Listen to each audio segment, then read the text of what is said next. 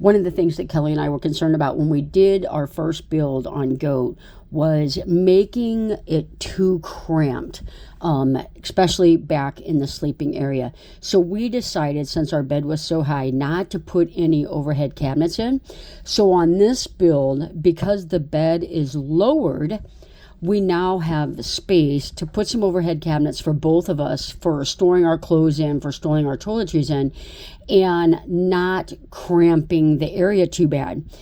The other benefit of putting the overhead cabinets in is because we have two twin beds and there's a platform that you step up on, now the cabinets are going to be at eye level for both of us. It's going to be real easy for Kelly to get in and out of these cabinets, which before would not have been the case. It would have cramped it in. We probably both would have been constantly banging our head on them, and it would have really felt closed in and cramped. So this setup, it's going to work out perfect.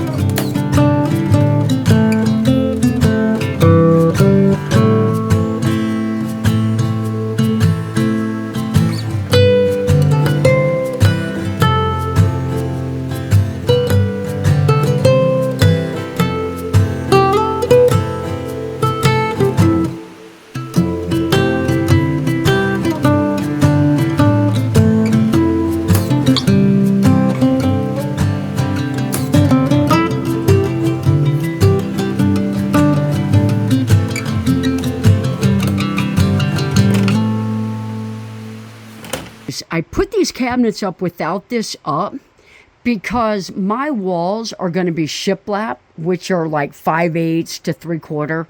And I'm going to put 1/4 inch, which actually measures 1/8 in the back here. And it's going to save me a significant amount of weight.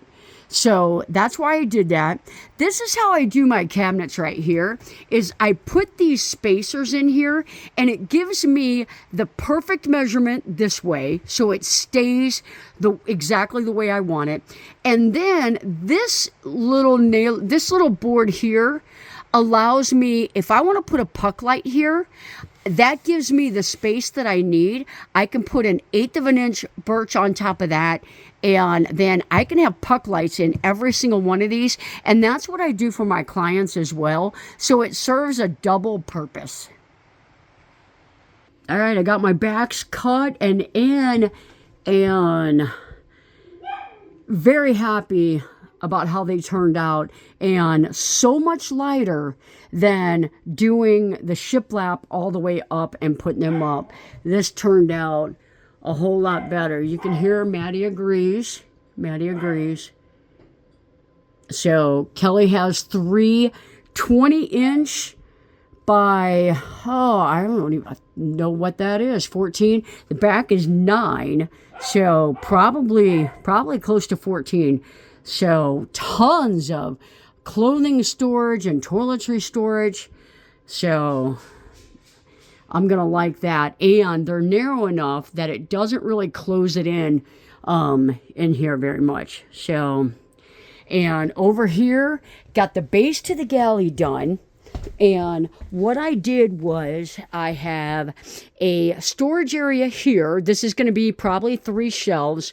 And then these are going to be drawers. And then my water heater is going to go there, and my drain, and hopefully enough room for the trash can. That's all I really care about in that cabinet. Right here, this gap right here, that's going to be Kelly's nightstand. She really wanted to have a little nightstand. She likes to have her cup. She has one of those big 32-ounce, 44-ounce cups that she likes to use. So I'm giving her a nightstand area there. And you can see the front side of our platform. This is going to be a drawer here. The toilet's going to go here. I got the refrigerator, the elevated refrigerator base there, and the refrigerator's in here. I think what I'm going to do is go ahead and shiplap behind this in case this design ever changes. So that'll be shiplap. All this will get shiplap when I get back from vacation. So it is coming along, and my goal to get it all done before I go to quartzsite I never really thought it a possibility, but I'm beginning to think that I might just get it done. This feels so open. Look how open that feels. So I really like that. My countertop is longer. Really, really liking how this is turning out.